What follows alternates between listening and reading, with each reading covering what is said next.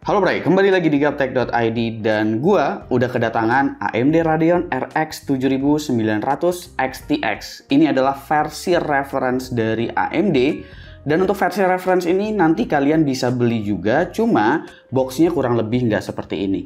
Box yang kalian bisa beli itu dari brand partner juga kayak ASRock, Saphir, Power Color, XFX mungkin, atau Asus, Gigabyte, MSI. Mereka akan jual juga versi reference, tapi boxnya akan berbeda dengan yang satu ini. Kalau ini nggak ada brand partnernya sama sekali, jadi ini benar-benar dari AMD-nya langsung.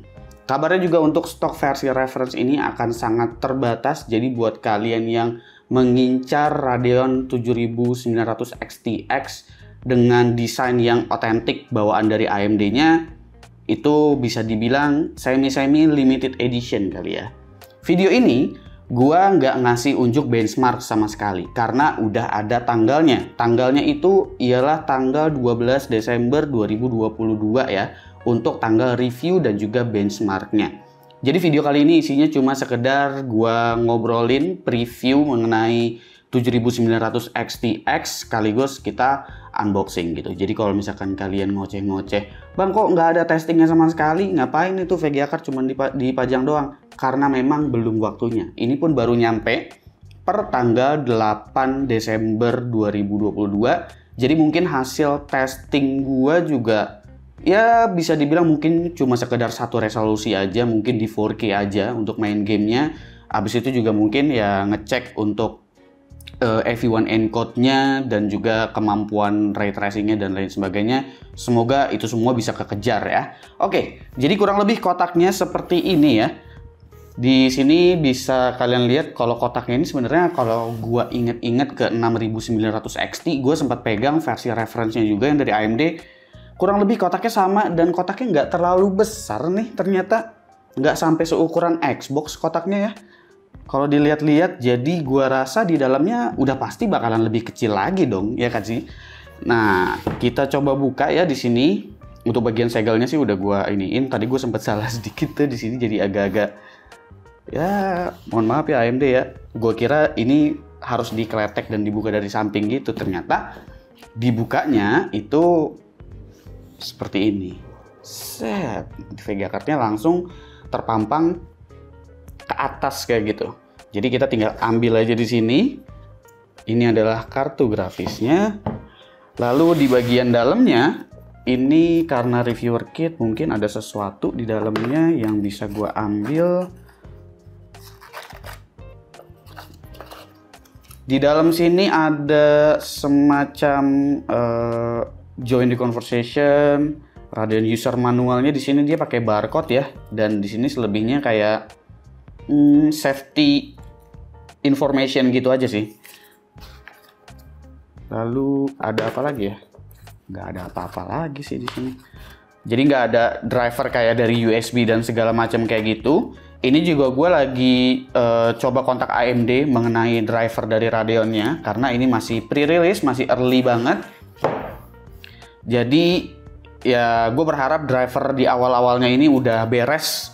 Jadi semoga tidak ada bug dan segala macam, dan gue harap kedepannya juga seperti itu sih. Selebihnya nggak ada apa-apa lagi ya di dalamnya, cuma begini aja. Welcome to the Red Team. Di bagian sini lalu ada Radeon RX 7900 XTX, udah begitu aja. Dan ini adalah kartu grafisnya. Ukurannya ini kalau dilihat-lihat seperti kartu grafis kelas tengah ya. Ukurannya nggak terlalu panjang. Terus ya 2 slot lebih sedikit, nggak nyampe 2,5 slot bisa dibilang. Padahal ini kartu grafis secara power dia punya board power yang lebih tinggi daripada RTX 4080 bahkan. RTX 4080 itu dia punya daya powernya itu power limitnya ada di angka 320 watt sekian. Ini lebih tinggi loh, ini 350 watt. Dan emang dengan 350 watt itu sebetulnya masih bisa kok pakai 2x8 pin, nggak perlu 12 VHPWR juga, karena kalau kita lihat RTX 3080 aja, itu RTX 3080 dia tuh punya daya ada yang 350, ada yang 370, tergantung dari siapa vendornya dan tergantung config-nya itu seperti apa. dia juga masih menggunakan 2x8 pin untuk RTX 3080.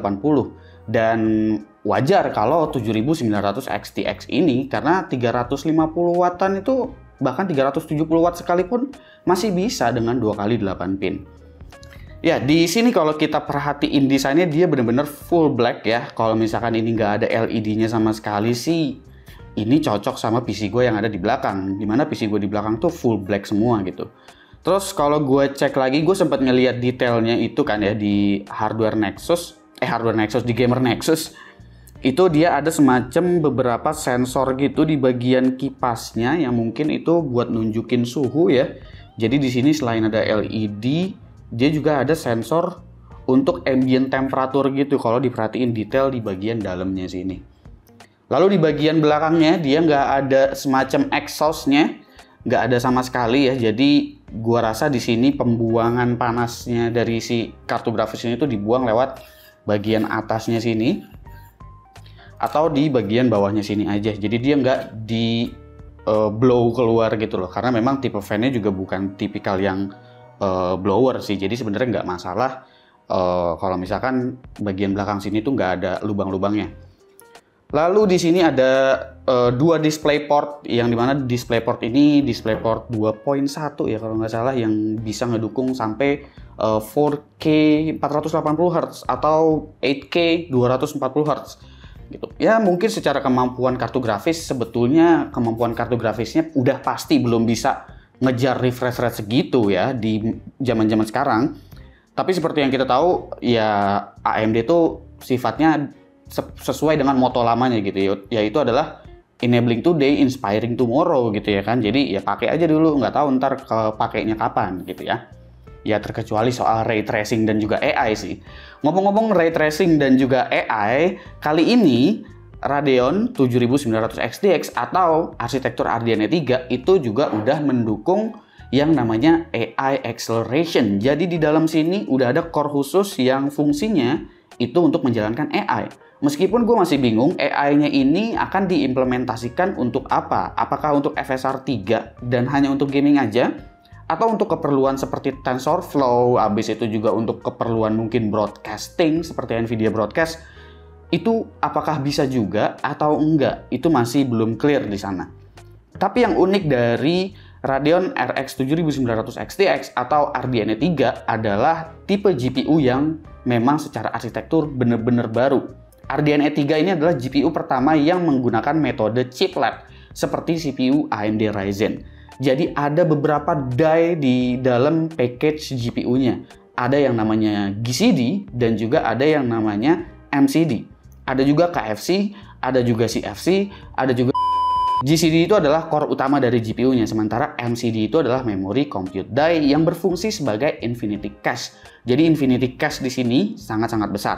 Ini adalah varian tertinggi untuk saat ini, totalnya ada 96 CU dengan clock speed sekitar 2, berapa GHz gitu, gue lupa, nanti gue baca lagi. Sebenarnya clock speed kurang begitu penting juga karena ya nanti juga bakalan naik turun dan biasanya juga bakalan di atas dari busnya juga rata-rata kalau untuk kartu grafis ya. Jadi gue amat sangat nungguin ini sih. Terutama untuk AV1 encode ya, karena untuk 7900 XTX ini juga dia udah mendukung AV1 encode. Jadi ada banyak banget yang baru sih sebetulnya. Soal encoder dia udah improve, bahkan udah ada AV1 encode dan juga decode. Lalu untuk infinity cache-nya ini seberapa efektifnya, gue juga masih sangat-sangat penasaran dan pingin tes. Karena di sini dia memorinya masih pakai GDDR6 ya untuk si 7900 XTX. Jadi untuk memori bandwidth itu akan dimanfaatkan banget sama si infinity cache-nya ini. Sehingga ya secara cooling pun mungkin jadi nggak membutuhkan cooling yang terlalu beefy karena GDDR6X memang cenderung jauh lebih panas operating temperaturnya daripada GDDR6 yang biasa.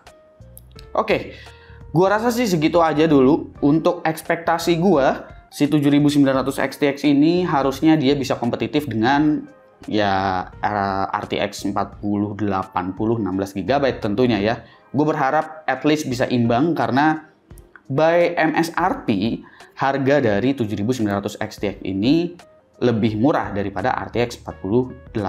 Ini ada di $1000 dan semoga tidak bengkak di Indonesia gitu ya.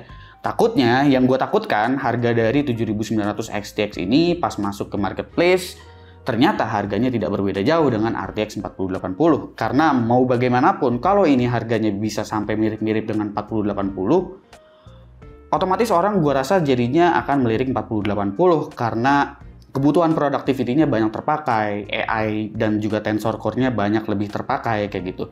Sementara di sini orang belum mendapatkan kejelasan apalagi untuk menjadi early adopter. Jadi solusi dari AMD Radeon memang harus menjual lebih murah daripada 4080. Jadi paling enggak meskipun di bagian productivity-nya belum bisa ngelewatin 4080, at least performance gaming-nya bisa imbang dengan 4080 gitu. Komen di bawah menurut kalian, apa yang kalian tunggu dari RX 7900 XTX? Komen di bawah dan kasih pendapat kalian masing-masing. Gue Subki dan seperti biasa sampai jumpa di lain kesempatan.